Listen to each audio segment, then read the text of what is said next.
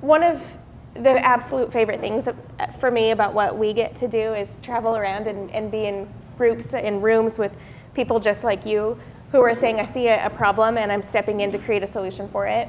We are microschooling parents. We have 3 children, and for all 3 of them it's been life-changing, but for our oldest child it's been particularly life-saving. And so the difference that each one of you are making in the lives of children that you serve it is felt by all of your families, and so we are super appreciative for the work that you're doing and the way that you're stepping forward to create a solution for your communities. So thank you for that. And if I could just real quick before we start the session, I just want to thank you. Like those are awesome stories, and we have combined centuries of classroom experience in this room, which is not something to take lightly. So, and we'll get into this in a minute, but microschooling is different in so many ways. It's not just taking school and making it smaller. And so much of it is about the amazing people and the sense of community. So as you look around the room and listen to each other, you're going to be a cohort that's doing something, and this is not something new necessarily, right? The microschooling, I sometimes say the 1853 model of microschooling is in some ways one of the most popular. And the Orthodox Jews have been doing this for a whole lot longer than that. So this is not necessarily something new, but you're a community, and this is about families and educators, very much educators, who are starting what really is, to me, and we'll get into this, the most exciting narrative in American education in generations. And you doing this together and learning this together and going through the experience and the journey of doing this together is going to be really important to making this thrive, because this is all about thriving. So look, really thrilled to hear from all of you, and looking forward to what we can do in this session. So we are ready to go. We're good. Hi, I'm Don Soifer, and this is Ashley Soifer, and we are here from the National Microschooling Center, and we are thrilled and honestly incredibly grateful to the Reform Alliance for bringing us all together. We have been a fan and followed their incredible leadership for families and for education of all kinds. However families choose are the best match to meet their educational needs. And you've been there for Arkansas families for a long time, and in this particular exciting time for education here, we are thrilled and honored to be a part of it and are grateful for the chance to be with you. So we are here to talk about microschooling. Microschooling is in so many ways an exciting moment in American education. This is millions of American families who are reclaiming control of the educational trajectories of the learners in their lives in ways that they're no longer going to wait for the government to solve their family's educational needs. Microschools, and as microschool founders ourselves, and we'll talk about that, and for a lot of people, it was the pandemic circumstances that opened their eyes to what education can be. And this is so exciting to us because of the people that are doing it and the incredible diversification of the movement that we see. And we love this work. We at the National Microschooling Center are movement builders. There are good people that you'll meet, and some of the t-shirts in the room show that you've already met some of the great capacity builders that are doing this. It can look very different in every state, in every community. And we are about helping you as founders realize your potential to be your best selves. We are foundation funded, so we're never going to charge microschools for the work that we do. And we're never going to tell you should want to be anything that you're not. We're here to help people realize their potential and to be their best selves. And microschooling is different because they're not just smaller, and smaller is great, especially as people that live in Southern Nevada where you have more children in a classroom than you have chairs. Small is great for a lot of reasons. But microschooling lets you build a microschool around your knowledge and your relationships that give you an understanding of the educational needs of the particular learners that you're serving, and to iterate and evolve as you go, which is incredibly exciting in lots of ways that many of you are already well versed in, and many of you are going to learn alongside each other as we go. So we're thrilled to be here and talk about the journey and be here with you as you go. Yeah, so what we'd love to do is just tell you a little bit about how we became the National Microschooling Center. the work that we do and then talk more specifics about microschooling. Don, I know you just talked for a minute. Do you want to cover SNUMA, or would you like me Yeah. to? You want to go ahead and do that? I'll Okay. start and then pass it over. Okay. So, we've been in education for a long time. I've been an education researcher for most of my career, and been involved in the charter sector. I was in the group that, in my adopted hometown of Washington, D.C., we got the Opportunity Scholarship Program passed, and it was an exciting moment. And then we watched as they evolved, and the charter school community that I've worked in for more than a dozen years has always struggled to find, approve, and work with truly outside the box learning models. And the maximum, I mean, the highest performing charter schools you can possibly get are going to deliver high single % academic growth in year over year, and that's fine. That's good. And then pandemic started, and we were talking to the leadership of the city of North Las Vegas, the poorest, hardest working, fastest growing city in Nevada. Forward-thinking leaders, all elected Democrats. We realized that they needed to do something to be there for their families, because the 5th largest school district in the country was going to just shut down and not be there for their families. So what we were competing with was kids being left alone with a jar of peanut butter. I had a good background in microschools, and I had a good sense as I sat and learned and talked to families of what we needed. So Ashley and I worked through the night. We dropped 2 briefing books on the city manager's desk the next morning, and we worked in a true partnership with the city of North Las Vegas, and we talked a little bit about what a partnership can entail, because that's a powerful way to go. And we ran microschools in their rec centers and libraries entirely outside of the system every day during the pandemic, the year of shutdown and since. And it was completely outside the system. The city of North Las Vegas made it free for all of their residents, including breakfast and lunch, with city funds, totally outside of education funds, as long as you withdrew from the school district and became a homeschooler and followed the homeschool laws. You can imagine politically how that played in the very beginning. And we definitely had a target on our back and worked really hard. And we worked with families, and I know North Las Vegas, more than 3/4 of our kids came to us more than 2 grade levels behind academically. That was what we expected in the city. That was who we wanted to serve. And these are families that, and frankly, the city had never, I mean, they've been at odds with the school district in a large county school district for more than 30 years. And they believed in us, and we believed in families. Ashley and I donated our time to the project, but we hired a team and we recruited a team that included some educators with decades of experience and some amazing people from totally different professional backgrounds than education entirely. Yeah, I have to interrupt here for a minute to tell you about our middle school math teacher, who was the head of pyrotechnics at the Knights of the Round Table show out on the Strip in Las Vegas. And let me tell you, every middle school kid loved hearing how he used math every day to blow things up. So that was really fun. And we were aligned with state academic content standards because that made sense. And for any of you who've taught Common Core aligned middle school math, it's not easy. And Mr. Eli did a fantastic job. And we worked with the RAND Corporation to do a case study of how our kids did. And those kids averaged 2 years of academic growth in reading in year 1, and close to that in the same ballpark in math, which is not easy to do during pandemic circumstances. And we followed all of the rules and all of the laws regarding what that needed to be. And it really opened people's eyes. So suddenly, we had 24 people meeting in our office every Thursday night saying, how can I do microschooling? And we got into, and our origin story with the center is we got into doing trainings in West Virginia and Idaho and some other states. And finally, the Foundation World sort of said to us, why don't you just take the step and turn this into the National Microschooling Center and do our work nationally. So a few weeks ago, we came on a 3-week, 6-state tour of microschool leaders and families and people who are up and running with microschools and people who are looking to launch. And this is the work that I love most. It is true movement building for something that it really is exciting. These are, the researchers say, more than, between 1.1 and 2 million Americans are now using microschools, and it's growing. It's a fast growing movement of families who have just reclaimed their control over their educational trajectories in so many ways. It's an incredibly diversified movement, as we'll talk about in a moment, and that's why that's what brings us to here. And microschools look very different in different states, because of the different frameworks in which you operate. The National Microschooling Center can help you understand those. We have a litigator on our team in case, for those good people that we want to keep out of harm's way from regulatory overreach. That's a thing that happens too, and we're there with you there too.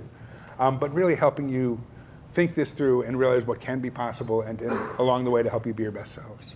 Yeah, so a little bit of information about the work that we do as the National Microschooling Center. We launched the National Center in August of 22, so we're excited coming up on our 1-year anniversary of launching. We offer resources like Don was mentioning. We do free trainings, things like operational necessities, creating culture in your micro school, establishing good communication with families. We also work a lot with microschool founders one-on-one. So if you're looking at the trainings and you're like, yeah, those are great, but they're not really what I need, we're happy to do one-on-one calls. We found our microschool founders that we were working with would come to us and say, I really want to use Lexia, or I really want to use ST Math, but I can't use those because I don't want to do a bulk license purchase. So we've been able to go to learning tool providers and purchase a bulk set of licenses that we can then, we've done contract management to ask these learning tool providers to allow us to split those licenses up across the country and in different micro schools, so that micro school founders can take, maybe I need 5 Lexia licenses, or maybe I need 25 ST Math licenses. They can take the licenses that they need at cost without having to worry about that bulk license purchase. So we hear from microschool founders weekly about different tools that they're interested in, and we're excited about that project growing. So we offer those. We also, Don mentioned, we have a litigator on our staff that works pro bono. We're super grateful for him and the support and services that he provides. And then we also just work connecting microschool founders to each other. I'm so excited to have all of you in this room right now. It's amazing. The support and resources that you all can provide to each other is crucial. One thing that we've learned from the microschool founders we work with is that one of the biggest factors in sustainability is healthy ecosystems of microschools, so that microschool founders can use each other for a resource. There's a particular microschool founder who mom came and did a tour of her microschool. Mom, microschool founder, were super excited. She signed her kiddo up, and within 2 weeks they could tell, like, this is just not the environment that her child is going to thrive in. So they worked together. Mom and this microschool founder worked together. Microschool founder actually went with her on a tour of a couple other microschools in the neighborhood, helped her find the right fit for her child. And now, even though she is not at this particular microschool anymore with her son, she still has referred 3 other families that have signed up and enrolled to this microschool because of the community, right? Because it wasn't, I'm sorry, I don't know how to best serve your child, and I want your child to thrive, but I don't have any other options for you. It was working together with other microschool founders to make sure that this kiddo was in a place where he would be the most successful. So really having that community is crucial and important, which again is why we're so excited to be here in a room filled with amazing folks like you all. I'd love to jump in and talk a little bit about how we at the National Microschooling Center see the 3 different paths to microschooling. So there are 3 different paths that we see. One is independent microschooling, another is partnership microschooling, and the third is provider network microschooling. Independent microschooling, I think, is what we all tend to think about the most when we think of microschooling. Those are folks that are stepping in, creating a solution, opening up in their home, opening up in storefronts. Maybe they've partnered with a dance studio to use their dance studio during the day when classes aren't in session. But they're creating a curriculum, whether it's something they've developed on their own or they're taking pieces from different programs and pulling them together. But they're launching out on their own. Sometimes they have co-founders, but it's their own independent micro school. And again, that's, I think, when folks hear the word micro school, that's typically what they tend to think of. The second path that I mentioned is partnership microschooling, and that's what we did with the city of North Las Vegas. So in partnership microschooling, you have a host partner and a technical partner. So the host partner in this case was the city of North Las Vegas. They provided the facilities, they provided resources. It was amazing, it was an active partnership. They had staff that could help with drop off and pick up. They had staff that helped with lunch. They provided free breakfast and lunch.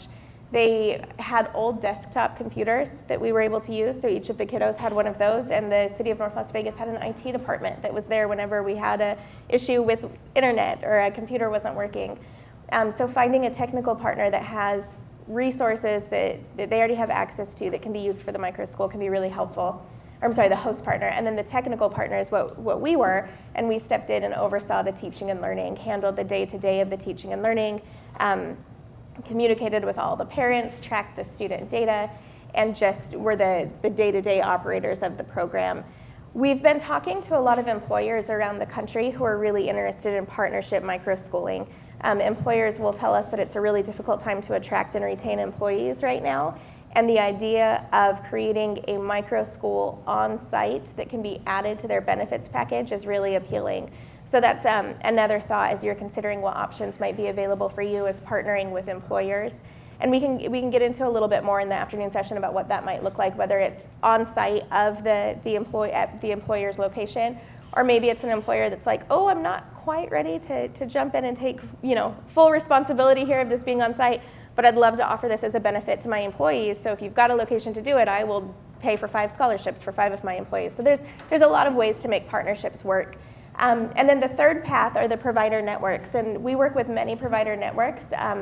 Folks like Prenda, Acton, KaiPod, who are there with frameworks and resources. If you want to start a microschool but you don't want to design it from scratch, they have, I don't want to say turnkey, but it feels a little, right? It feels a little turnkey where you can step in with those resources and supports right there and get started.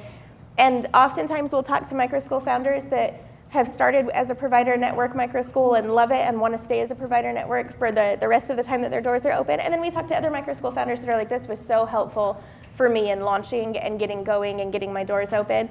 And now that I've been doing this for a couple years, I'm a little more comfortable, and I think I want to step away and make some changes, make it a little more my own, and that's totally fine as well.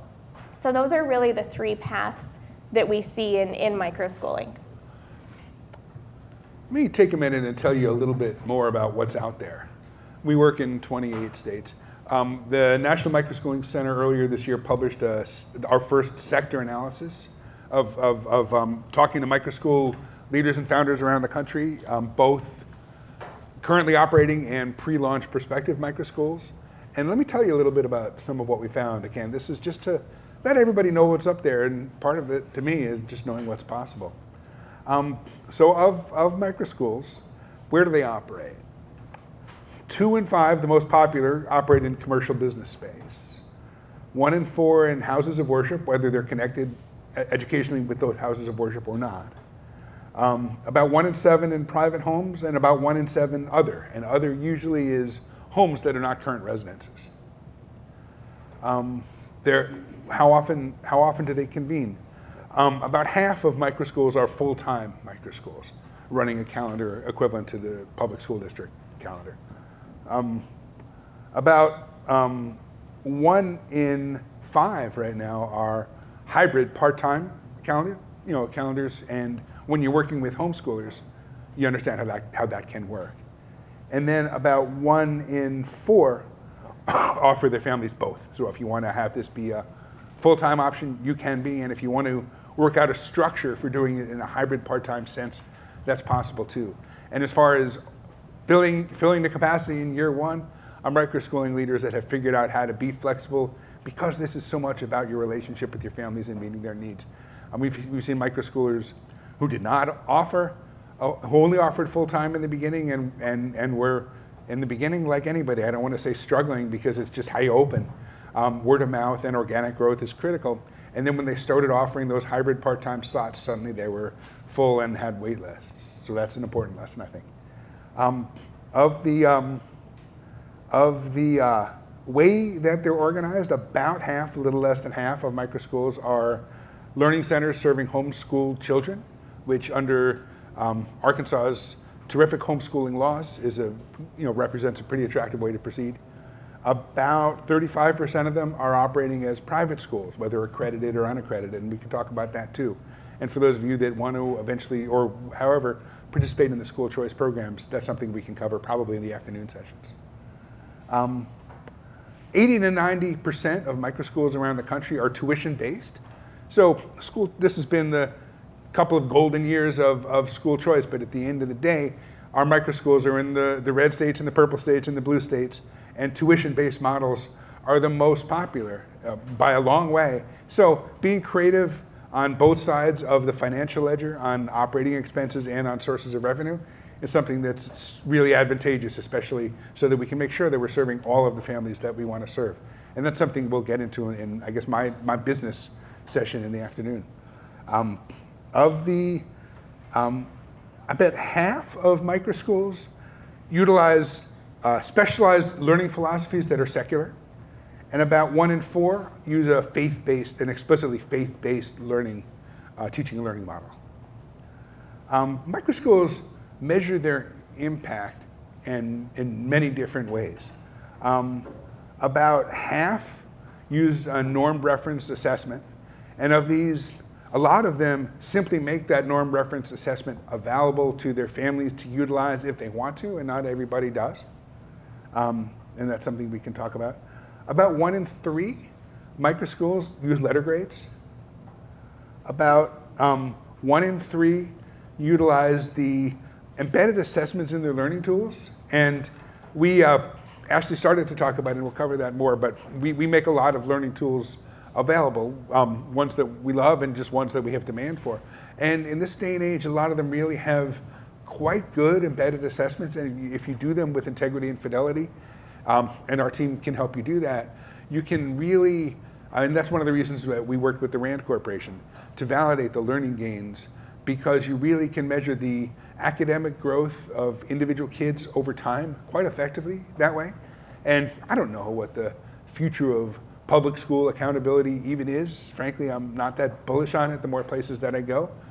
But if there were a purpose, and I've been a state charter school oversight official, the academic growth of individual kids over time and the time that you have them, rather than a snapshot proficiency rate, is much more important to me. And you can do that really well with the learning tools that we've got. Otherwise, goal tracking, right? Working with your kids to set goals that are pertinent to their lives, and do it in a week-over-week way. Like we've had kids who are, this is their week, and it's a dual custody situation, and this is their week. They stay with their dad, and their dad gets off work at 1 o'clock every day, so we know that boy is going to probably get a bellyache around 1:30 every day, and sure enough, he does. So understanding and having those relationships, and then being thoughtful and reflecting on progress towards those goals. So depending on where those kids come to you, and microschooling is about thriving. And we're looking for kids that were not thriving in their prior educational setting, without a doubt. So finding ways for them to thrive and using reflection on goals and where this is where you are and this is where you want to be. And it was, as Microschool founders, we had families, we'll sit down, and sometimes when we do our original assessing, we'll sit down with the family and say, this looks like second grade work to us, and this is why. And that can be a tough conversation in so many ways, but they'll say, we've had these conversations, and lots of educators and lots of officials from schools have come to us and told us, your kid is struggling. But no one sat down with us and really worked out with us a plan to let that child thrive and get that kid to where we know that they can be, which is one of the reasons we love microschooling so much. Observation-based measures of impact are important. Surveys, like thoughtful use of surveys of your parents and of your learners, and do it over time. So when they start and as they're going, those can really be effective ways that families can know that how they feel about their experience really matters. And then finally, mastery-based learning models are also increasingly popular for lots of good reasons. I think this, again, as Don had mentioned earlier, we're going to kind of start broad, right? And as the day goes on, narrow down into specifics and details. But I think this might be a good chance to pause really quick, and just with some of these broad topics, are there any questions or any thoughts, comments that anybody wants to ask or comment on? Okay, you don't have to now, but as we go, let's really make this a conversation and share thoughts. So we look forward to that. Yes? Yeah. I have a quick question. So it's simply apparent our community, our schools consolidated, our campus was lost, our kids went to much larger schools than they were used to. The trend is now kind of turning into homeschool parents after the pandemic and understanding that dynamic, and bringing them back to our community. In terms right now of a homeschool co-op, because that's really all we are familiar with. When you Got talk it. in terms of micro schools and getting them set up from scratch, what is the upfront cost? What is the investment that needs to be brought in from parents? How do you engage your parents in those classrooms? I know there's a lot of questions, but like how do you start from nothing to get in it here. There's the kind of overall question there is, how do you start from nothing, start from scratch to get a micro school started? It sounds like right now in the community there's homeschool co-ops kind of happening, getting together, but what's the initial investment needed? What is the investment needed through parents? How do you get the parents to engage and interact, and what is the overall from scratch to doors open? Maybe I'll start. As you're setting up your budget in the beginning, and we can talk about this in my session after lunch, and I'm more than happy to share, this is what a sample budget looks like, at least in terms of how it's structured. It's pretty hard to compare what the actual cost for each line item is going to be. Start with what a sense of, if you as the leader are going to be doing this, what you're going to need to keep this sustainable for you, to get a sense of what you need to be able to take home to keep this going, and keep an eye on that critical number. That's going to be the single, the paying the people that are leading the work is going to be your single biggest ticket item with regard to operating expenses. Right next to that is going to be your occupancy, your facilities cost, and the background that I just provided, and especially partnerships, whether you can align with a nonprofit or a house of worship who shares a mission, a goal that can allow you to utilize their space. Maybe in the beginning, maybe you want to start small and plan on growing eventually. Maybe you want to grow organically and plan on opening a larger or a second campus in your second full year. If anyone, you're going to kill me, but if anyone wants to talk about yurts, I'd love to talk about yurts. Guys, we were at a conference, and he met somebody that has a micro school in a yurt, which is very exciting, yes, but then it led into a whole, we need to know this yurt company. And yeah, if any of you start a micro school in a yurt, you will be his hero. A fantastic Afrocentric, anti-racist structured micro school in Atlanta, by the way. So there are good people doing good things and have amazing learning tools. I think we've got yeah. one other question over here too. Kind of playing off of her question a little bit, what is the technical distinction between like a part-time micro school and like a homeschool co-op? Because they seem to have a lot of overlap in what they do, because they're supporting home-based learning several days a week. Like, is there a distinction, or are they pretty much the same thing? Yeah, so that's a really good question. The question is, what is the distinction between a homeschool co-op and a micro school, especially maybe a hybrid part-time micro school? We really are happy to work with anybody that feels like they're a micro school. There's not a set hard definition for micro schooling, which we appreciate and like. We know that even though micro schooling has been around for, like Don was mentioning, the 1800s model, we really feel that because it is in this early adoption phase right now, that putting a definition or a label on it will hinder its potential to grow into what it can be. And we resist the urge to define it, because if we put a box around it now, in 3 years, that box will be very limiting, right? I will say though, like practically speaking, some of the differences that we see between homeschool co-ops and something that's a little more structured, micro-schoolish. Microschooling tends to be a year-long commitment. Families can absolutely move around, right? Like that's so important, finding a place where your child thrives. But the microschool founder is saying, I will be here for the full year. This isn't, we're not getting together for 6 weeks to learn a particular science unit. There's absolute parent involvement in microschools, but not necessarily the way where you have this parent teaches this subject and this parent teaches this subject. All the parents from the co-op are coming together to contribute their time and skills. Our kiddos are homeschoolers in Nevada, and they attend a microschooling program in Nevada. And so we do homeschooling with them 2 days of the week, and then they go to their micro school for education 3 days out of the week. It just, I struggle using the word structure, right? But it does feel sometimes just a little more structured. Do you have a follow-up? Yeah. And this is actually not directly tied into that, and you may get into this later with more like funding, budgeting, kind of ideas, so that's fine, either way. But is there any sort of like barter or like contribution-based thing that like parents that can't afford tuition? Like, are there some microschools that work on like, I can't pay this many $1,000s a year, but I can fix cars or stuff like that? Absolutely. Have you seen that spring up? Absolutely. So the question is about, are there microschools that we've seen where parents send their kiddos and they offer services instead of paying a tuition or a fee? Yeah, definitely. In fact, we're super fortunate at the microschool that our kiddos go to. We're able to donate our time to the microschool in exchange for a discounted fee.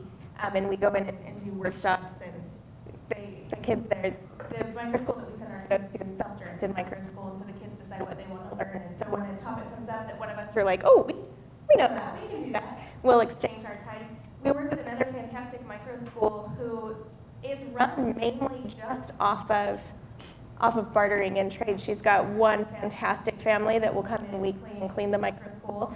Part of their microschool includes swimming lessons. It's at a residence with a pool, and so she has another family that runs a pool company, and they take care of the pool for all the kiddos. It's in exchange and don't pay a fee. If you start small and grow larger, a lot of times microschool founders will hire staff who has a child that they want to send to the microschool, and so that plays a big role in bringing in your staff as well. If you bring in a parent of a child who wants to teach, and you can exchange tuition or fees for teaching, that's a great way to make it one, sustainable for you as the microschool founder because you're bringing in staff, but then also just the buy-in of your families, right? Obviously, if you've got a kiddo in your program, you're going to care about what's happening. Just real quick, let me pick on that. I'd love to hear your thoughts. We really subscribe to an ecosystem building approach to microschooling, which is incredibly useful in so many ways. One is you're going to start small. Your staffing is going to be thin. Your microschools, you're not, charter schools that can afford to have somebody whose sole job it is to manage government compliance with rules. So that, for instance, if you want to have a substitute, if you want to maybe share a substitute teacher between 3 or 4 microschools in an ecosystem in a place that they can drive around to when needed, that can be incredibly helpful from a cost perspective, and also from being able to build out the consistency and the reliability of the program that you need. So microschooling leaders, like in the early days of the charter school movement, we had these transformational, life-changing educators who see a vision to do something innovative and met together in church basements to figure out how to make that happen. It's been a while since the charter school movement brought that approach, and some of those amazing people are still doing their work, and it's wonderful. But microschooling can really be that. We have microschool leaders who, families with siblings are real, and sometimes one child will thrive in one particular microschool setting, or maybe it makes sense for this sibling or a child to move over here to a different microschool for a while. The charter school movement is ingrained in the idea that student retention is something that should be measured for consequence to evaluate the success of the charter school. Within microschooling, as you develop as an ecosystem of people who really believe in this parent-empowered approach, you really can have a child move from one microschool to another. Maybe it's, or you even within yourself, if your children are not thriving in a particular kind of math that really sounded great to you, and you want to switch math, and a different system, you might need to wait until the next school year to do that. If you want to switch math and it's November or December in the school year, talk to us. That's why we got an unexpected national grant last year. We used it to buy a lot of bulk licenses so that we have these available to microschools to be able to make that switch so that you really can be there to understand and meet the needs of the learners that you're going to serve. And just one real last quick point on that. This is not a problem that you have in Arkansas, but it's helpful to understand the way that the movement has grown.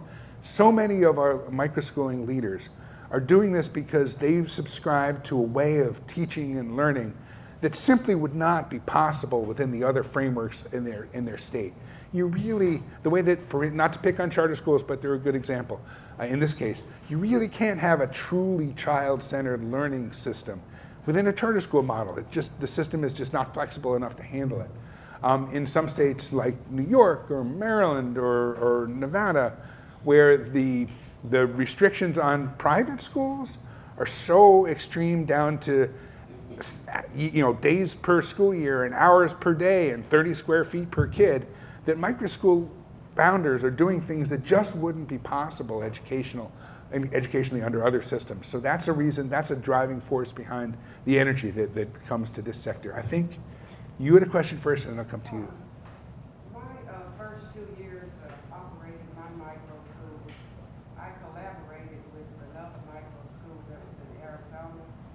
Uh-huh. I taught her social emotional, Uh-huh. and she taught my group the arts. Uh-huh. We did this all on Zoom.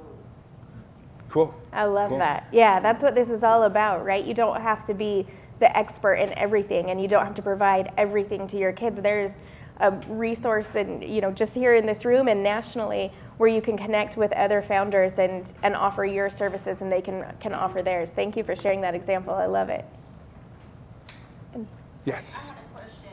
Earlier, she said that there was a low-income family for K through 12 that would give like 5,900 and whatever. What was the name of that program? Is Laura. I'll let Spencer answer that. It's called the Philanthropic Investment in Arkansas Kids, or PIAK, and we'll be happy to share more information about that with you. And then my next other question would be, how many actual, like altogether, I know it's some in Texas. I know that a lady here in Bentonville, Arkansas is opening. But like altogether, like how can you tell me like how many that are open now? Microschools? Yeah. So our best estimate is about 125,000 nationally. There are, the research will tell us there are 1.1 to 2 million kids using microschooling as their primary form of education. So when we look at those numbers and the rough estimate of where each microschool is, on average, how many kids they have. And it's definitely something that in certain states, some of the microschools are a little quieter, right? They don't want necessarily the attention of what they're doing. Yeah. I was gonna say, Let's talk about that. Arkansas is you guys have a lot of great freedoms that we're super excited about, but yeah, go ahead. Yeah, one thing you're not going to see from the National Microschooling Center is a map of where all the microschools are, because frankly, in some states, you have these incredible educators who are standing in potentially harm's way, and usually it's the local regulators, whether it, and we can talk about the nature of the specific regulatory harassment that they sometimes see, but in some ways it's not organizational harassment, like some, like in the early days of the charter school movement there was, but whether it's, like this is, I sort of equate it, it's a funny example, but when the venture capital industry in this country came around in the early 80s, and the Securities and Exchange Commission had to enforce it, it was patently illegal. The whole idea that you would have investors that would have a seat on the board of a company was totally illegal. But they saw which way the wind was blowing, and eventually the regulatory apparatus evolved to handle something that it had not previously anticipated. And that's really the way I see microschooling evolving. But as a result, it's hard to get that sort of count. Also different definitions, right? Like, as long as you're multifamily, and you identify as a microschool, that's in the Microschool Center loves to work with. But definitions are different in different states, and partly that has to do with the way that, does it make sense? Are the private school rules so extreme that they don't even make sense? Even the homeschooling laws in a lot of states that we work in, we talk about homeschooling like it's some sort of biblical right, but in fact it was barely legal in this country until the 1980s. So we have to be mindful of that. Nothing in education happens in a vacuum, and that's the reason that microschooling is thriving in the ways that it is. And we kind of mentioned some of the microschools that prefer, like Don was saying, we won't ever publish a map, and those microschools that prefer to stay a little bit more out of the limelight.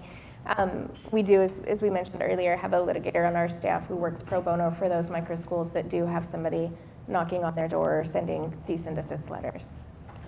I think I saw your hand raised again. Did you? Wondering about like regulatory things here in Arkansas, if we're going to get to that. Yeah, Yes. absolutely. So we have breakout sessions after lunch, and there's an Arkansas, like a state-specific one. And then, of course, if you still have more questions at the end, we'll have that. And I wanted to jump back really quick to your question about parent involvement that you had asked, like how do you get the parents engaged?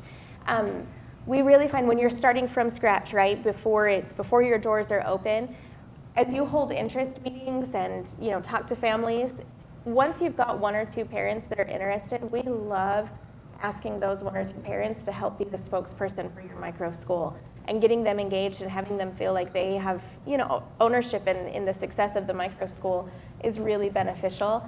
And microschooling is all about building relationships, right? It's a relationship-based way of teaching and learning. And so being transparent and upfront with your families about this is what I need from you, can you help me with this, is really a great way. Because oftentimes too, families, at least the families that we're used to working with, aren't used to being called into school and asked to be an active partner of their child's education, and they desperately want that. They just have never had the chance to do that before. So having their child's educator say, I need your help with this, and here are the steps you can take, is really beneficial. And then something that really is helpful there, as a parent, it's nice to hear from another parent who's doing this with their child as well, so you don't kind of feel like you're doing this thing. I mean, even with us running the National Microschooling Center, my family is super supportive, but my mom's sometimes like, wait, tell me again what you're doing with your kids. What is their school? What's happening? And so sometimes it can feel a little bit like you're out there doing this thing all on your own that nobody quite understands. So if you can connect parents with other parents and have them be able to share their stories of, especially once your doors are open too, then have them share their stories of how their children are thriving. That's a great way to get parent involvement and to get those parents engaged and active. And then as far as like what does it cost to start from scratch? Don had mentioned, the teaching and learning staff, that's going to be one of the biggest ticket items. And then we'll talk about facilities in the next section. But really, like when you think about startup cost, if you're doing this, somewhere where you have to pay first and last month rent, what does that look like? The insurance costs, things like that. Don's running a budgeting session this afternoon, so we can go over some of that then. But we also have, he mentioned a sample budget. We're happy to share that with anybody that would like to see it. So now, just. Yeah, no, you're Sure. fine. Go ahead. So when you talk about staff, we've gone through the process of charter school and understanding, that your teachers in some respects have to be certified as classroom teachers, but you can also have experience-based teachers with the micro schools and the reporting your grades and such. What do the teachers need to look like? I know homeschool co-ops parents do a lot of the work. Is that acceptable in this environment? Yeah, I mean, Don, I'll take a shot at this, then you might have something a little different to share. It really depends on how you organize, right? If you're organizing as a private school, if you're organizing under the homeschool laws, what those requirements are. We work with Microschool founders who are former educators that will tell us, I got tired of closing my classroom door to teach the way I knew my kids in the classroom needed me to teach because of all of the rules and regulations that were passed down to them. And we work with Microschool founders that are parents that have never had classroom experience, that are teaching and learning now a small group of kids in their home or maybe in a dance studio or something like that. We work with we were actually talking to a great Microschool founder the other day that's helping somebody who's a nurse who's seeing just a need for something different in her community, leave her nursing profession and start a microschool. One of the things that we had mentioned, the training that we do, another thing that we do at the center is affinity groups, and some of those affinity groups can act like professional development. They don't come with the professional development credentials that you need to, maintain your teaching license, but they are essentially professional development for teaching and learning staff. We're working with a phenomenal Microschool founder in South Carolina who's developing a group specifically for non-educators on how to lead in teaching and learning. So I think that what we saw with the Microschool that we founded and ran, having a variety of different backgrounds was so exciting to us because it gave kids a chance to learn from a diverse group of people. So in a nutshell, it's a hybrid sort of program where you can take the charter school law, the public school law, the homeschool, and kind of bring it together. Less the charter school law. Let me bring this down to Arkansas specific for a moment. The homeschool laws in Arkansas are wonderful, and there's every flexibility and every opportunity for you to build a model that meets your families and learners where they are if you do it under the framework for homeschooling here in Arkansas. For those of you that decide that you want to proceed in a private school direction to be eligible to participate in school choice programs in future years, we can talk about that. But at the end of the day, if there are requirements there that you want to look at, for instance, have a board and have the CEO of your board have an advanced degree. I mean, those are the rules that are there. They're very, very easy to work with, but then you would proceed. If you want to have background checks and fingerprints, we can help you connect with ways to get that done. Whatever it is that you're, yeah, absolutely. It's not about what microschools want to see, it's what about what you. That's right. Yes, right. you nailed it right there, right? It's about building a educational experience that serves the needs of the community that you're in. And that's what's so exciting to us, is that it doesn't have to, it's not about taking a model off the shelf that you saw in another city or another state and replicating it. It's about knowing your community and building something that will serve those members. Okay.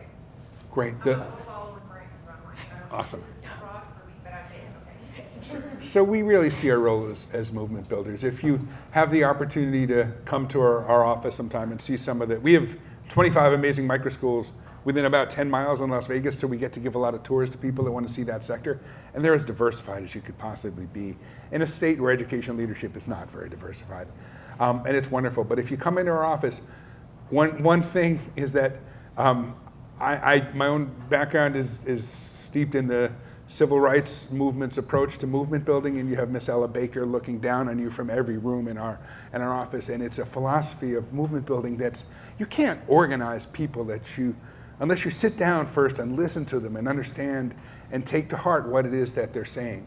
And microschooling gives you an opportunity to do that. Educators in other frameworks don't have the opportunity to do that. They have to walk into something that's fairly structured because their sector is based on identifying and replicating and recreating, where microschooling is not about that at all. So as we come into communities and build ecosystems, we really love to focus on understanding relationships with the families that are in your community that you want to serve and understand and meet their needs, and really take that to heart. And it might mean that it's necessary to iterate. It might mean that it's necessary to evolve, that you as an educator had something that you really have wanted to do for a long time.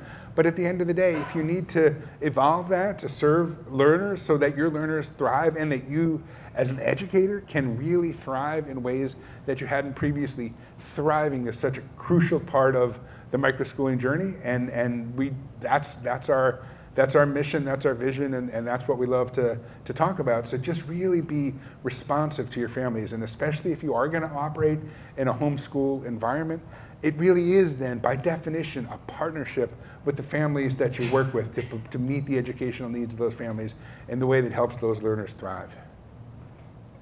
Oh yeah, absolutely. I have two questions. You make it, and I think you answered in your business section, but we're kind of alluding to it, so I'll ask them.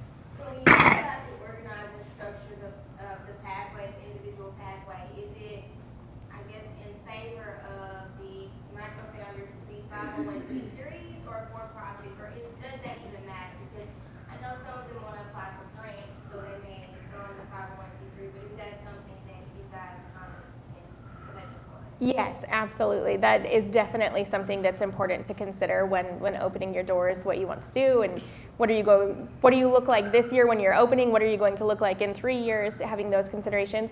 We have in our next session talking about governance models and 501c3 or for-profit in that session, so we'll jump into it then, but please, as we're talking about it, any questions that you have, definitely let us know.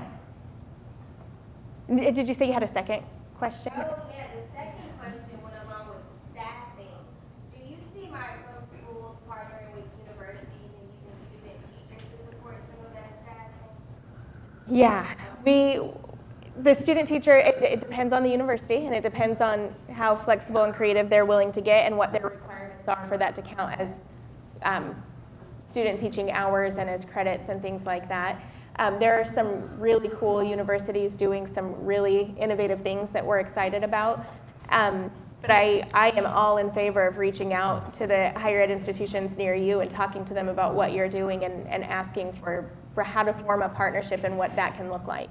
Universities in the community college system, Yes. who so often is increasingly is serving learners who themselves have school-age children, and their faculty needs a place to have their own kids as well. So those can be great partners. Yes. Yes, so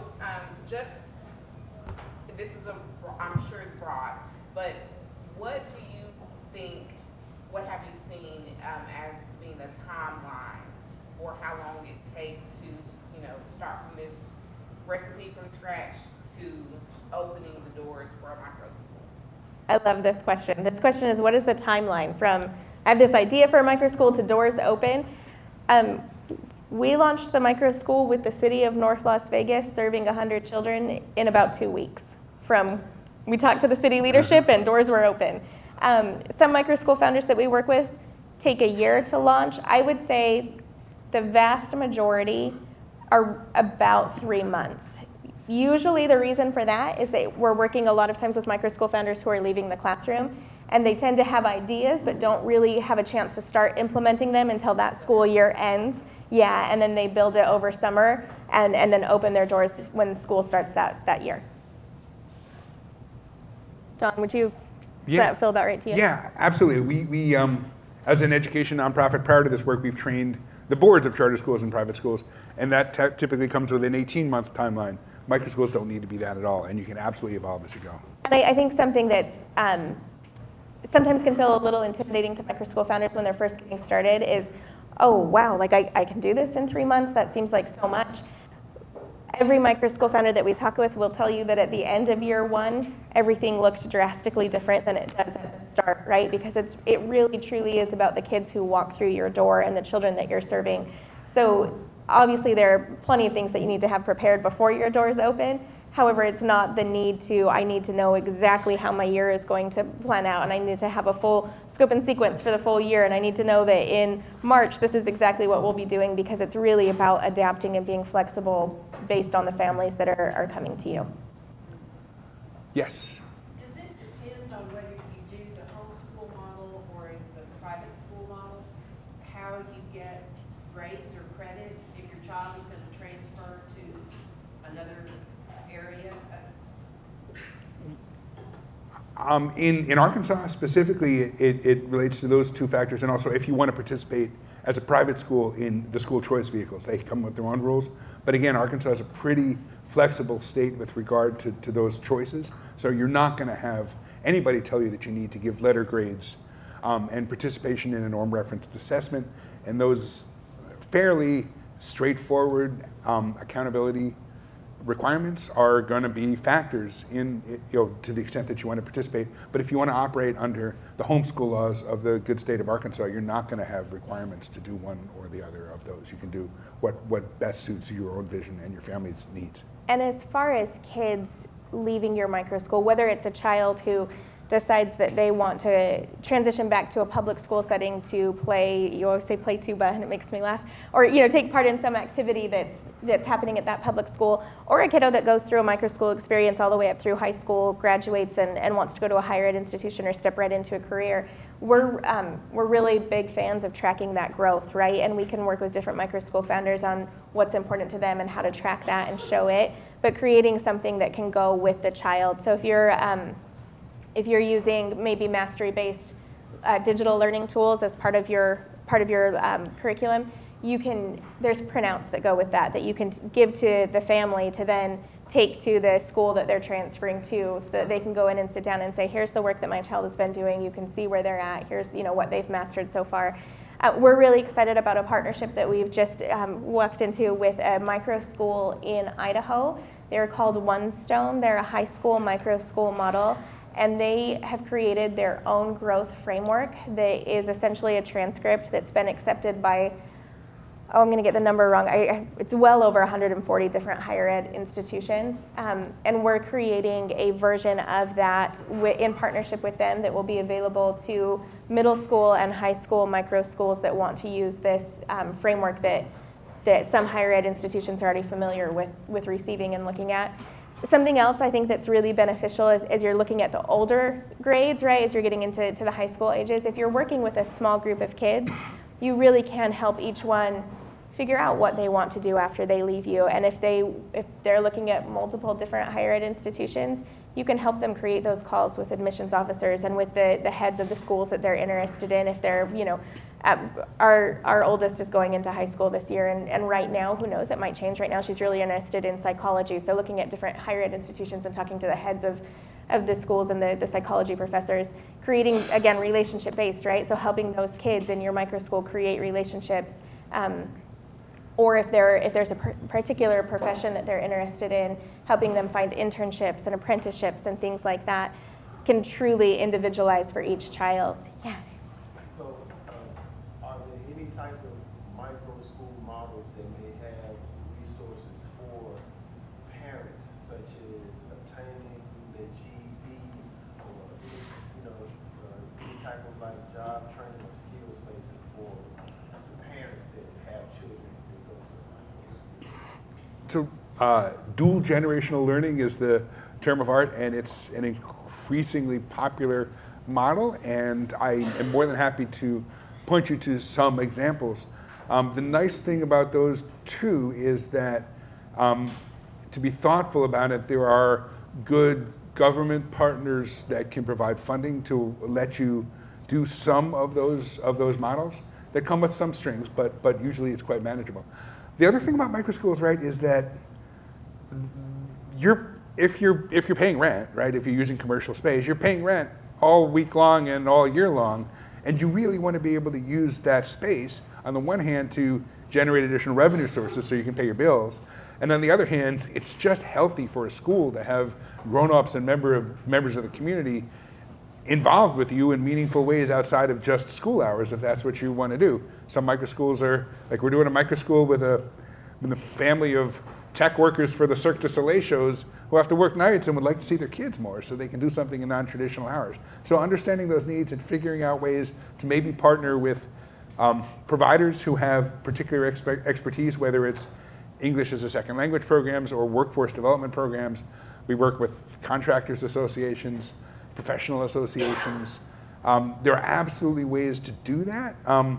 It's usually sort of set up as a slightly different governance structure, but then again, that may be particularly responding to the requirements of a particular state. But I absolutely encourage people to think about going in those directions because you can be more meaningful to the families that are your community in lots of ways, and it's important to think about it. And there are good people. I'd be more than happy to have that conversation.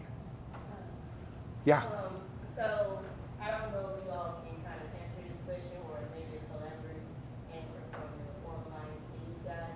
Is there a local microschool association that we all can come together like this and kind of learn more of what you guys have as far as the trainings and stuff? So like an association for people that want to start in microschool or people already involved in microschooling or different types of microschooling where there's something that's created in Arkansas. I know probably other states already have it, that this is available on a regular basis to be able to keep in network with different micro schools that need these things and have that information available to even like she said, she partnered with the lady in Fayetteville, but when you're not knowing that there's an association to even speak to her and say, hey, without having to go through like 50 groups to try to figure out where she is and how did she get there. Is there something that's already created for Arkansas that already has that and that we all, if we decide to, can participate in to be able to get more like a way of getting what we all need to be able to be successful in microschools? Yeah, I think this is a two-part answer, and Lori, if I could have you take your part of it, that would be great. So I heard part of it. What's So, the, like an association or a group of An Arkansas microschools, specific. Arkansas specific. To support and be communities of practice supportive of microschools. Yeah. So, and I'll share some, I've been writing things that I want to share with you after they get done, but yeah, we are here to do whatever you want to do. We don't care what models. We're for all models, public, charter, private, we're for all of them. We will be here to do whatever you need to do for your specific community. And I love your question, it's community specific. We don't come in with a pre-prescribed idea. Okay, so yes. Perfect. Lots of information. And then we also at the National Microschooling Center, we have Microschooling Center members. The membership, we have scholarships. We're happy to use those scholarships. But it's $100 for a full year, and that covers everybody at your micro school. Again, we have scholarships. It's more about having the united community, right? If folks do pay the membership fee, that doesn't come back to us. We earmark it for state-specific events. So if we've got 5 members in Arkansas, and that's $500 that can be used for those members to put on a microschooling awareness event. But then we do monthly meetings with all of our members nationwide. We have 2 different meetings. One is a virtual, just kind of getting together meeting. We just had our last one on we flew out yesterday. We had our last one on Thursday night. It's just virtual where folks can get together and talk about, hey, this is what I'm experiencing. What are you experiencing? Have you seen this? I'm looking for this. And then we do a monthly training specific meeting. So we had one of our most popular members training was with Daniel Sir, our attorney, who did a session on microschool handbooks and what a microschool handbook legally, might want to consider having in it. Again, we're happy to waive that fee. Where we offer scholarships if it's something too where you're like, hey, can I join now? And then maybe when doors open, I pay the fee. Whatever, just talk to us. We're super flexible with that. And then we do state-specific calls when there's enough interest in one state. So we're super excited. We have our first South Carolina microschool call on Monday because there's 10 microschools in South Carolina now. And even though they're in different parts of the state, getting them all together on a call to be able to talk to each other is really, really crucial to like you were saying, right? Being a support for each other and a support for your community.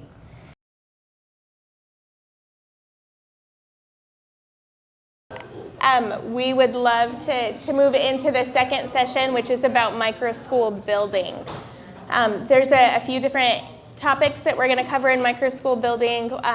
One is just kind of the basic, what are you building? We're going to talk about facilities, and we're going to talk about governance models. And again, please, this works so well as a discussion. So any questions that you have, don't hesitate to throw them out there. But John, do you want to kick it off with what you're building? Great. And this is the session that's going to run straight up until lunch? Yes. Great. Okay. So this is about the first third of this session, and this is about building. And I'm going to start this session on the teaching and learning and the mission and vision. And we'll get to the business aspects of things in a subsequent session. So remember that 85 to 90% of microschools are tuition-based. That's something that shows up across all of the different people that have done research in the space. And that's totally crucial. This is, for so many, first of all, about thriving, about providing an environment for educators and about providing an environment for families and learners to thrive that to the extent that they had not in their prior educational setting.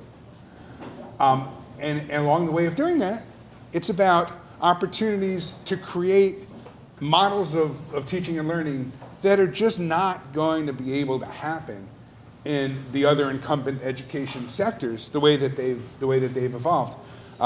We come from the charter school sector, where I spent more than a dozen years, that has it's well documented that has really struggled to work with outside of the box learning models. And when you look at the way that people have built and designed microschools, so much of that is that. Montessori is, let me use as an example because it's a popular one, is a particular model that true disciples and practitioners of Maria Montessori and her model would say is really difficult to do under the constraints of a public schooling setting, to do it in a way that's true to the spirit of Montessori. Even within a private school setting. We had a wonderful Montessori microschool in southern Nevada come across a set of tables and furniture from a wonderful little old lady that was running Montessori schools in Arizona, which is thought of as, the school choice world loves to talk about Arizona as the state of the art of school choice. But at the end of the day, if you're familiar with the Montessori model, when a child comes up to you and offers you a thimbleful of tea and everything that's so crucial to the Montessori vision, actually the food provision healthcare regulators in the state of Arizona made it so prohibitive to be a true Montessori model that she went out of business. Microschooling allows for Montessori is one example of an established teaching and learning model, and we have others too. The second example that I'll draw is truly child-centered learning. The microschool that our 3 kids participated in last year was so child-centered, they would tell you that they simply will resist having a particular curriculum. So it's impossible in their state to be accredited because they simply decline to have a curriculum because it's such a child-centered model that that it just doesn't work within the constraints of other sectors. And it's amazing, right? You think, oh, the kids are going to just play all day, and our kids are coming home with their packed lunch at the end of the day because they just didn't have time to eat their lunch. And you watch the microschooling families, especially those that are working under the homeschool frameworks in their state, where the homeschoolers are active partners in everything that they're doing. And you'll find that microschool families are probably much more informed on a day-to-day basis and active partners in their child's trajectory, so they're much more current in where their child's learning growth is than teachers are able to accomplish in sectors where they have 36 kids in their 8th grade class and 32 chairs, right? This is something that lets educators thrive in ways that they have not thrived either. And it becomes an active partnership with families. So I talk about these as you sit down and design your vision and what it is that you want to put forward. Microschooling is not about just recreating school and doing it at home. Microschooling is one of the reasons I find it so exciting, and the reason that we all have a spring in our step with this work is that it really lets you do things that are about the particular needs of the learners that you're serving and the best ways to meet them where they are. This can translate into the pedagogies and the pedagogical choices that you make so that you can absolutely embrace pedagogies that are, I remember at the early days of blended learning, when blended learning started to become a thing and the RAND Corporation wanted to come in and study the effectiveness of blended learning. And it was really difficult for them to do because to do something in that research design model, and I come to this as an education researcher myself, who wanted to have a control group of kids that sit over here that nobody's helping, that they're measuring in an environment where they could come in and help these kids learn, but they're not going to because they're going to need to be the control group. So research designs are challenged and struggle with how to do these things. But as a charter school oversight official, the highest performing charter schools were able to deliver a 9% academic growth year over year, right? And that was a real success. And I was working in urban education where that's real important. The personalized learning pedagogies that we worked with in other aspects of my work, I knew we were able to deliver 125% of the academic growth of the learning environments that the kids had previously. And when we went into the city of North Las Vegas, we had to promise that we would deliver 125% of the academic growth of the schools that the kids were coming from to us. And I had a research background, so we were able to come up with a research design model that could do that. And we absolutely were able to do that. As I mentioned it before, we had 200% gains in reading in year one. So that specific model was about learning loss, particular to the pandemic. And for the forward-thinking leaders of the city, that was something that they needed to do. And that is something that you can do. It was a rich model that had a full-time music instructor and did lots of other things as well. And we worked with a pretty cool model that had some in-depth, like the novel study was a pretty cool program that the kids really thrived in. That said, not every microschool needs to be about learning loss and needs to be strictly about academic gains. Microschooling families very often reject the academic content standards of their state for being the most pertinent to the future of their children. Remember, we're preparing kids for their future, not the future that we had when we were their age. And families, in many cases, decide that Algebra 2 is a good example of one that comes up that might not be the most pertinent to the future of their child. And likewise, we have microschooling leaders that prioritize other ways of learning than academic growth, like social and emotional growth, in entirely measurable ways. So microschooling is an opportunity to embrace all of that in their vision. Yeah, I think I'd love to just jump in here really quick and mention that as Don was talking about parents who reject state academic content standards as being relevant for their child's future, they're looking instead to things like, is my child a skilled problem solver? Is my child a critical thinker? Can my child collaborate? And as we're talking to employers, we're hearing the skills that employers are needing for the workers of their future, and that sounds a lot like that, right? We need people that are innovative, we need people that are problem solvers, we need people that can collaborate, we need people that are excellent communicators. one of the Microschool founders, I'm sure you probably know exactly who I'm thinking of, loves to work with ChatGPT, right? What are the pros? What are the weaknesses?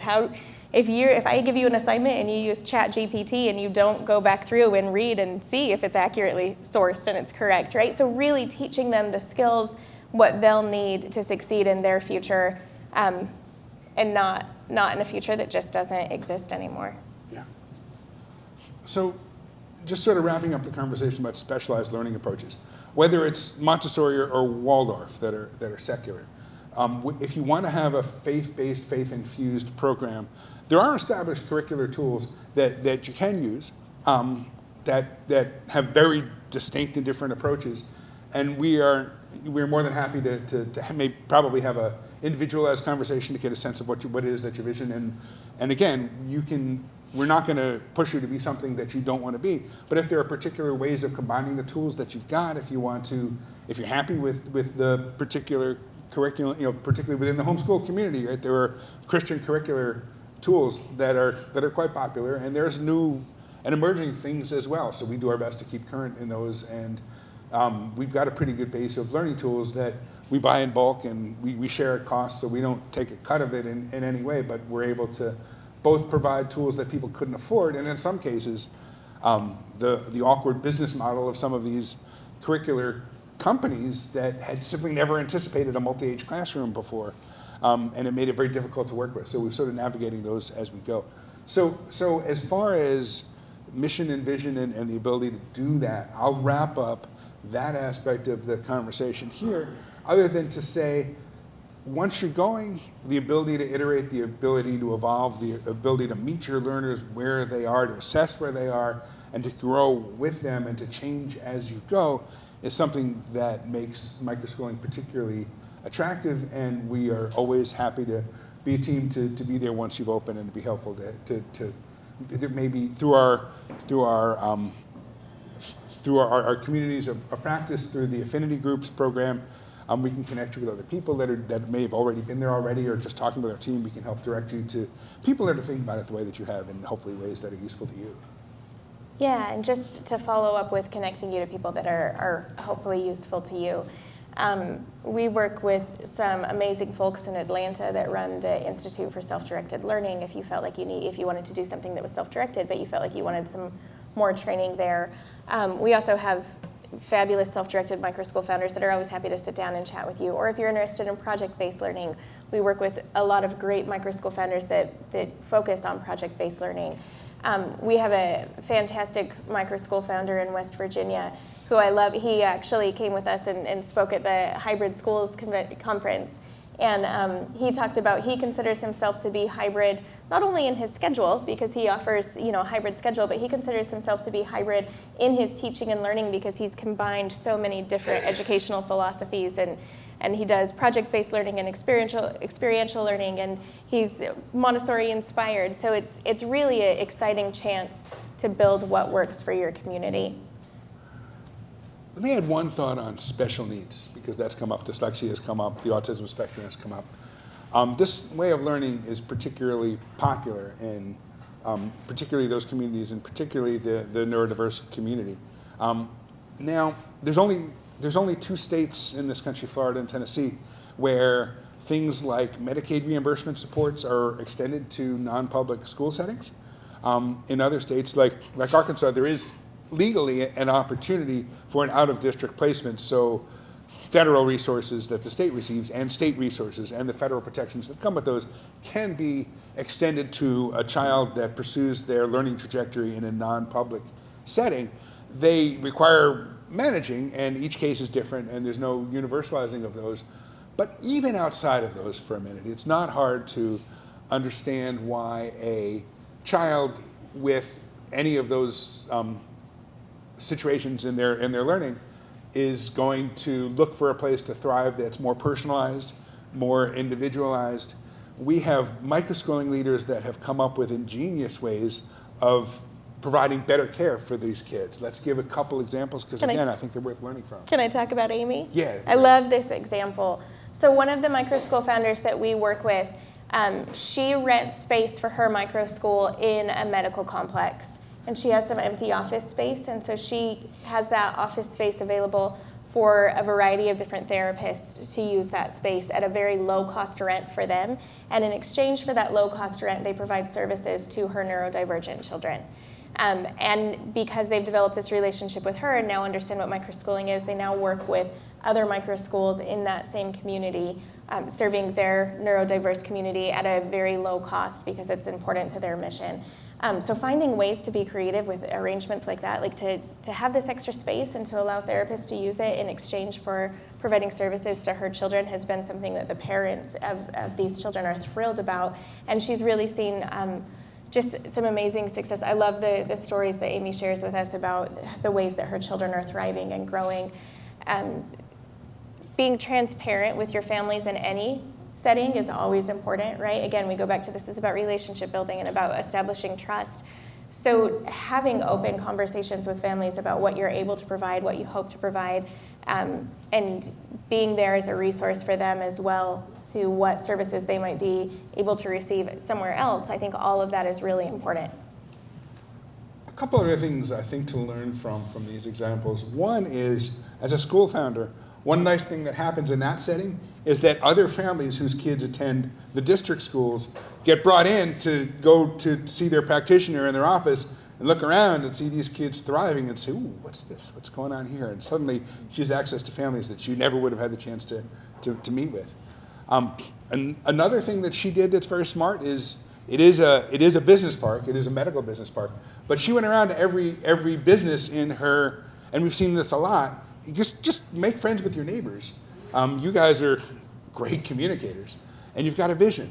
And so just make friends with each of the businesses in your space. You might find, whether or not you're a nonprofit, we can get into those governance questions this afternoon, but they probably do want to help. They probably have employees that have childcare situations themselves that make it attractive to them. Maybe they want to set aside dollars to help provide scholarships. Maybe there's a business relationship that makes sense for you. Maybe they want to include their own families or those in their extended workforce community. So I think that way of doing things really taught her a lot. Yeah, I actually think that's a great transition into talking about facilities. Great. But before we move into facilities, does anybody have any questions about kind of the variety of different models that you can build and how you can create something new? It doesn't have to be about replicating what you've seen in the past. Yeah. So, like, I don't know if y'all already talked about it or if you can get more information on, like you said, successful, like, people that are in life about helping to provide services through that, way of doing it. Like, is there, like, not necessarily like an outline, but more information about that to be able to give us the skills that we need to be able to kind of do those things as well? Or is it just like you just got the freestyle go out there and kind of figure it out?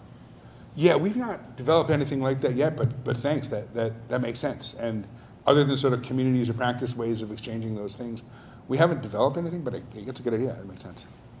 And that's also something, too, we talked earlier that we're always happy to have one-on-one calls. If that's something that you want more information on, I've got this idea, how do I go about it, asking for exchange for services, that kind of thing, we're happy to sit down and talk with you and then connect you to others that have done, even if it's not the exact same, right, but something similar, something where you could learn together and help each other out. For the partnership models, when you mentioned partnering with community colleges, Uh-huh. do you have an idea of what those microschools look like and Yeah. how successful they are, and what specific colleges are actually using those? So that if we were interested in that, we could go and look online and kind of get an idea of what their program looks like. Yeah. Because this is all pretty new, we're not to a point where we have the research base that other school models have. So as far as when people ask us how they've succeeded, there's not a research design for that yet. Depending on the state and the structure, right? So we've talked with a lot of community college leaders in different settings. Here's how they look. So one thing that many community colleges have is space, is facility space. So whether or not it's a partnership model where they bring in a technical partner who's responsible for the teaching and learning and make their space available, and then help with recruitment to make it available to their communities. We were working on with a terrific community college in South Charleston, West Virginia, that ended up. So they had two sets of needs. They have two sets of needs. On the one hand, their students as a community college, it's largely a nursing prep community college, are 25 and 26 and have school-age kids of their own, younger school-age kids of their own, so often at the time that they, there's that, and then there's also the community college itself wanted to have better prepared, needs to have better prepared candidates to go into nursing careers. And with that comes getting those candidates maybe a little younger, right, before they've gone out and had another job and then decided, oh, this isn't for me, and coming back. They were really hoping to help catch kiddos immediately leaving high school and get them into a college program if they were interested. Yeah. So what actually currently is the state of play is that they then got that model approved as a interesting charter school model. So they are now actually able to open with charter school funding and as a charter school model in a non-traditional way of doing things in the state. So that's their state of play. Another West Virginia community college that we have been sort of working with for some time ended up opening in Huntington, West Virginia, just by work, just connected with a local church and were able to meet their workforce. We're able to meet their needs that way. Trying to think of others. Those are the two examples that come to mind best. I'd be more than happy to follow up with you on that because there are different things that are going on around the country, but not to a point yet where we can point to results in year one. Okay, yeah, thank you. I was just going to say one thing before we move on. I know we talked about being able to have these non-traditional full-time versus part-time in microschooling, but I think when I heard in like one of the Zoom calls, if I'm not mistaken, there's also like the ability to have non-traditional time frames, where it's like what time we can start, what time to end, stuff like that. Is that's still true, or is that not? Yeah, you absolutely, especially in this state, you absolutely have the flexibilities around your calendar and around your daily schedule that you can totally meet learners where they are and do things in outside the box ways with regard to scheduling. So in terms of a very rural, low population, undereducated adults, low wealth families, how feasible, in reality, how feasible is a micro school going to be successful in that environment? Yeah, can I ask a quick question? Sure. You said that you lost your school, right? Where did those teachers go? Brian, because they pay a whole lot of money. Yeah, Brian. In Tennessee? And there will not be comparison. We won't have any of those. Got it. But not just Karen, but we do a lot of work in the Delta as well. And those communities are similar to ours in that they're pretty isolated. All of the districts in the Delta really are isolated. Our kids, they travel bus time. They have a lot of bus time, probably 2 to 3 hours a day on bus. Yeah. A lot of our communities don't have adults, and I say this respectfully, but we don't have adults to access that are capable of teaching effectively. Yeah. So in a place where a private school option with tuition is not, it's just realistically not an option for most of our communities, is there a model for us to look at to kind of draw from? Because we have tried so many things in this state to build up our rural communities and their education, and failure seems like is just the norm. So is there some place, and I know West Virginia is very similar to us in economics, is there a model that we could access to look at just to kind of? Yeah, I have a few ideas that I'd love to throw. And oftentimes you'll find as we start talking and going into specifics, it's tend to kind of throw noodles to the wall, right, and see what sticks. We have a lot of ideas and not all of them are going to be of interest, and that's absolutely fine. We are, is it okay if I talk about OutSchool a little bit? Yeah. Okay, great. So we're working right now with OutSchool. I don't know if you guys are familiar with OutSchool. There's outschool.com and outschool.org, and OutSchool has teachers that are teaching virtually. I signed my own kiddos up for some OutSchool classes to test it out and see what it was like, and it was exciting, but it also quickly got expensive, right? So we didn't stick with it very long. We're working with OutSchool to create a partnership to allow access for their teachers to connect to micro schools that want to have a regular virtual teacher coming into their micro school to teach whatever it might be, right? Maybe it's a micro school that's like, oh, I'm not comfortable teaching math. I'd love to have somebody teaching math to my 4th and 5th graders, or somebody who says, I've got kiddos that want to learn Mandarin Chinese and I don't have anybody in the community with access that I have access to teach Mandarin Chinese. So we're working with them to develop a partnership that allows a micro school to connect with an out-school teacher to come in and virtually do that teaching and learning. There's ways that then that out-school teacher can support the parent guide that's in the room with how to help, or is there a chance to set up specific tutoring with one-on-one with the out-school teacher after the class is done. So there's definitely ideas out there like that. We work with a group in Idaho that's connected, again, also like virtually, right? They're a rural community. Oftentimes their community isn't accessible in the winter because roads are closed down because of snow. So they've partnered with some virtual teachers who teach remote virtually. When they can get there, they'll get there occasionally in person, but the kids all get together in somebody's home. They rotate with moms or dads that are available to be a guide, and then those virtual teachers can provide support to the parents to help them with the teaching and learning. I briefly mentioned this earlier, we have a fantastic micro school leader in South Carolina who is just phenomenal, a powerhouse of a teacher. She's a force of nature. I adore her. She's starting up a cohort for families that want to run a micro school to help them with that teaching and learning side of it. So learning how to lead a classroom, learning how to effectively deliver lessons, talking about how to create lessons. And then she'll be there for this cohort as a mentor for mom, dad, grandma, grandpa, aunt, uncle, whoever it is that's leading the micro school, to check in with them, to look at student data, to look at the growth, and to say like, hey, I'm noticing this student struggling in this particular area. Let's talk about how can we help this student. So there are a variety of ways out there. Usually it's a little bit of brainstorming, knowing the community. Would be happy to chat with you about the needs of your community and what that looks like to help throw out some other ideas and suggestions. But yeah, we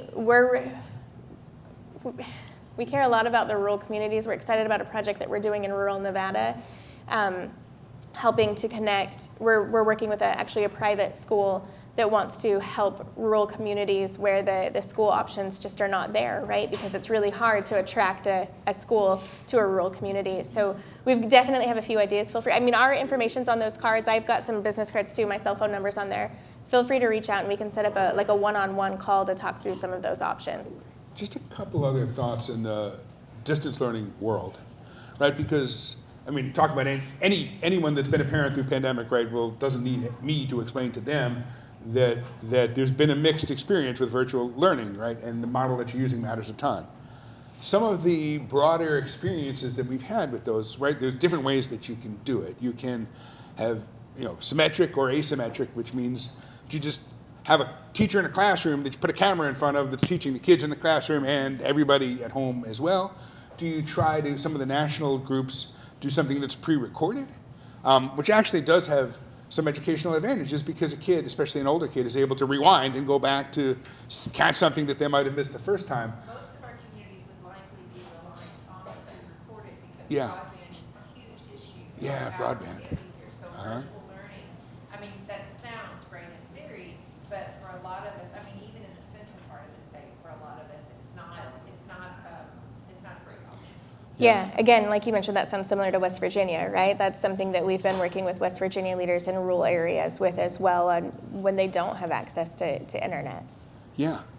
And then for those that are doing something that's faith-based and particularly Christian infused, there are some practitioners out there that have had some success with different models that we're more than happy to connect you with. But again, those are so specific that I hate to overgeneralize. But there are people that are solving those, but again, learning about ways that you can really meet the needs of the particular families and learners and the schedules and everything else that you're working with. We were speaking at a conference at the Harvard Kennedy School of Government last year with some amazing innovative educators in the room, and the head of the program, a totally intimidating Harvard professor, stood up and said, so who can tell me the good program that they use that's a digital content that teaches writing? And the room felt very quiet. Now, ChatGPT might be getting there. I don't know. But I've not seen something that I'm happy with. So there are different ways of doing things that are going to meet needs, but we're still getting there a lot of ways. But just being thoughtful and flexible about it helps. There is a viable option for rural communities. Like, Yeah. 'cause We're- I hate to yeah. spend my wheels one more time. Yeah. And not actually see results. Do you know what I mean? Yeah. Absolutely, yeah. Yeah, again, it's, as I was saying, like in rural communities, as we talk to families there and parents there, the frustration of there's just not enough of us to attract a quality charter school or a quality private school or things of that nature.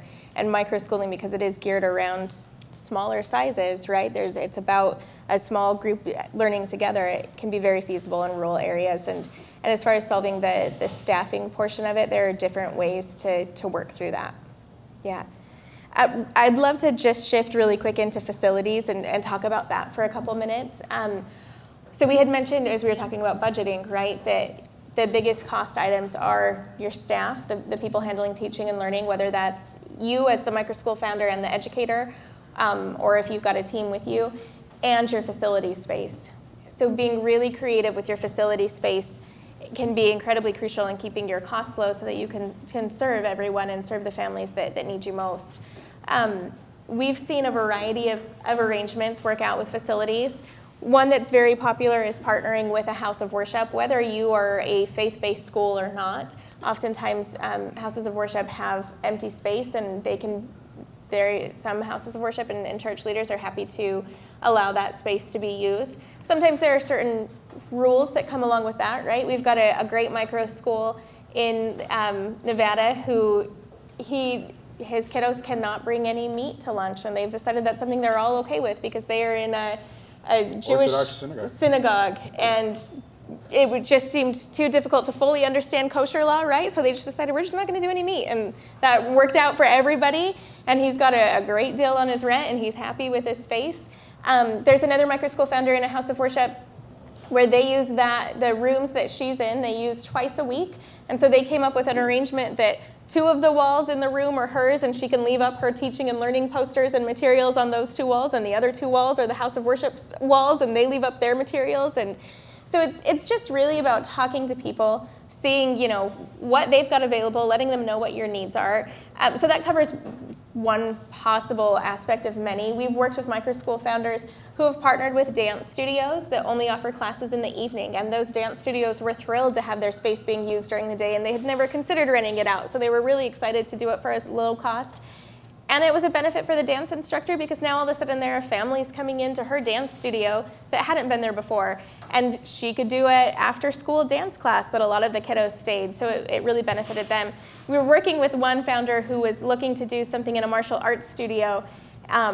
It worked out to do it in the offices, not the actual martial art. For anybody that's done martial arts, this was new to me, but really cool to learn about. The martial arts space where the martial arts is happening there's a lot of things that have to be done and a lot of rules around that, and so they didn't want kids coming into their space and not respecting those rules, but they had office space, and that office space worked out well. And again, it worked out as win-win for both sides. It was a space for the microschool founder, and now more families are learning about this martial arts studio that hadn't seen it before. Going back to the partnership model, talking to employers about if they have any space available. Conference rooms can be great if there's a couple of conference rooms or a couple of offices. So working with them to determine what their needs are, if they have families that are needing a schooling solution, any of their employees. Then there are microschools that pay a full rent and start up in, the micro school that our kids went to last year was in a strip mall, and there was a couple interesting stores in the same strip mall, but that microschool founder made great friends with her neighbors, like Don was saying, going around and making friends with neighbors, and gosh, those store owners totally looked out for the kids, right? It was amazing. So just really getting out there, the more that you talk to people in your community about what you're trying to do, what you want to do, what you're building, and why, the why behind what you're doing it, you'll see spaces pop up and you'll realize like, oh, I hadn't thought about that, but that would be really interesting. That might be a great space for a micro school. And again, this gets into more specific conversations that we can go over in the smaller group sessions, but then just being aware of zoning and things like that, right? One story that I hate to tell is of an amazing microschool founder that was in an art studio in a renovated old hotel, and she was her families loved her. She was amazing. Her model was all about teaching children to be entrepreneurs, and so they would develop a business, and at the end of the year they had their business and they would have a giant fair, and she ended up getting shut down because zoning, she was zoned for a retail space with an educational clause, which only allowed her to have 3 children a day for 3 hours a day. So just being mindful as you're talking to folks about space, being mindful of zoning laws and things of that nature, that's important to keep in the back of your mind. Again, those get really specific, not only even state by state, but jurisdiction by jurisdiction, right? One microschool that we work with was in Vegas. It's actually the microschool that our kids went to. They were looking at a building and it just was not going to work out, unfortunately, and they were so sad about that, but they found another one 2 blocks down, and it was no longer in Las Vegas. It was in unincorporated Clark County, and the business office was like, oh, you're an educational nonprofit? Awesome. Yes, we would love to work with you. What do you need from us? And so it was just jurisdiction to jurisdiction, so different. So being aware of that as you're looking through facilities is important. Do you guys have any facilities questions? So you mentioned not bringing meat while talking about facilities. So, and I can't stay for an afternoon session, so I have to ask this now. And it's probably governance. Are there strict rules around whether you provide lunch, don't provide lunch, kids bring lunch, if you're going to do more than 3 hours at a time? There can be, and a lot of those are state specific, so I don't know Arkansas's landscape well enough to tell you exactly. But they're whether or not you have a commercial kitchen, are you preparing food for the children, are they bringing in their own food? Those are definitely considerations that you need to be wary of, and let's maybe be in touch about your specific situation and the jurisdiction that you operate in. Yeah, feel free to send us an email and we'll chat with you. Our cell phone numbers are on our information too. Give us a call or send us a text and we can talk specifics. Also, oh, thank you, yeah. So just for point of clarification, right now in the state as it stands, to have a micro school, the only thing you have to do is sign an intent to homeschool, which gives you purview over whatever, because the laws are really flexible here. So until microschoolers are available to use the EFAs in the 24-25 school year, then some of the things will change, only if you choose to use the EFAs for funding. And each parent would sign the intent to homeschool. That's Yes. correct, for each student. Right. You do about 5 minutes on governance. Yeah. Okay, and we're going to keep this sort of at a pretty high level, universal governance, and get into some of the details in the afternoon session. But in terms of governance, what do I need to know? Yeah. Hey, to go along with the question that was just had just Yeah. now, in Arkansas, then you only have to have like the intent to homeschool complete, like each family, right? But for the person that's operating the micro schools, that person or that company, whatever, is there a certain age group before they have to use like DHS or like after school, none of that? No, there are no regulatory requirements at this time on microschools. Okay. And there will not be unless you use the EFA funds. I think that's a misunderstanding a lot of some of the information that's going around about the EFAs, is there's no regulations unless you're using the funding, and then they're very flexible. There's a testing component, and that's about it. Do any child care laws come into? You're a homeschooler. Right. And to clarify that, intent to homeschool does have to be filed yearly. Right. With your local superintendent. Yes. Yes. So, with regard to governance, to the extent that it's universal, when you set up, first of all, it's a common misperception among microschool leaders that you need to get an IRS 501c3 status going before you even open your doors. That's generally not the case. It can be very good business to do, and you might very well find a foundation that wants to support you that you would need to demonstrate that you are a 501c3. If you do want to go that route, there are 2 paths that you can go with the IRS. One is that if you anticipate that your annual revenues for the first 3 years are going to be $50,000 a year or less, there's an easy form that you're allowed to use that's quite easy, response is almost immediate, and it's a pretty simple form. the longer form, and it is, if you do get unexpected revenue or growth that you had not anticipated, there are ways to navigate it, but it's much easier to realize at the beginning what it is that your intention is to do. If you want to do the long form, it's the IRS Form 1023. I've run nonprofits my whole career. It's there are requirements, but they're intimidating more than they necessarily are difficult.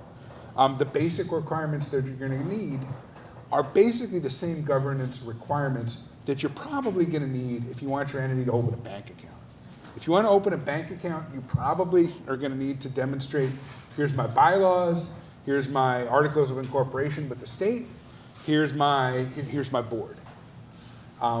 That makes sense, and they're all pretty straightforward, and that's probably good practice. Again, if you want to have a bank account and you want to operate that way, you're going to need it. You're in all likelihood. When you have a board, be thoughtful about it, because they are in fact your true governing board, and you as the founder are allowed to serve on that board and be an employee if that's what best suits you. But remember that your board is your governing board and ultimately has authority over your checkbook. So make sure that you've got a board that you can work with that's going to be there for the long-term mission and vision of what you're trying to accomplish, and be thoughtful about that. If you want help with setting up bylaws, again, they're almost boilerplate stuff. There are good ones that you could find online. We have a blog on our website that points to some examples of things that you can do. But they're not overly intimidating. Lots of people have thought through these things through. You don't need to reinvent the wheel. In the charter school world, it's popular to have term limits. You're not required to have term limits for board members, but you can do it if you want to. Just make sure that it's in your bylaws and your bylaws are practiced evenly. Other aspects of governance that can be important. Insurance. We will never advise anybody to open without insurance. That said, if you've got insurance brokers in your area that are just brand new to this, it can be tricky, right? And who are not necessarily the most innovative thinkers in the world who keep current on trends. So all of the microschools that I'm aware of that we work with have solved the insurance question to some degree. Sometimes it's a matter of just finding a broker or a company that you can do it. Depending on the way that you want to do it, we've done both, both as an employer and the requirements to do for that insurance as a general liability insurance policy for your organization. That is relatively inexpensive to do. Workers' comp might want to necessarily keep track of what are my parking facilities. They literally care a lot about what your parking facility is, who's going to drive there and who's going to park there. So these are things that other people have navigated before you, and we're more than happy to help. But also, our attorney would say there is an extra added level of protection to you or whoever is in front of that classroom every day. If you do have an entity that's created that assumes legal responsibility beyond just the individual person who's leading the microschool, and he would advise going that route. But there's different ways of making things work. Otherwise, in terms of governance, it's very good practice to have a handbook that goes to all of your families. In microschooling, you just generally have a small base of families, so you've got good understandings of what all of the expectations are. But it generally is, and we've got a blog on our website if you want to search for it that gives you what the essential elements of a handbook are for microschools. Again, you don't need to reinvent the wheel. If you're going to have a behavior plan, I like to use those words instead of discipline policy. Do it in a way that is evenly applied to all of your kids, right? That's common sense as an educator, but something that we forget about sometimes.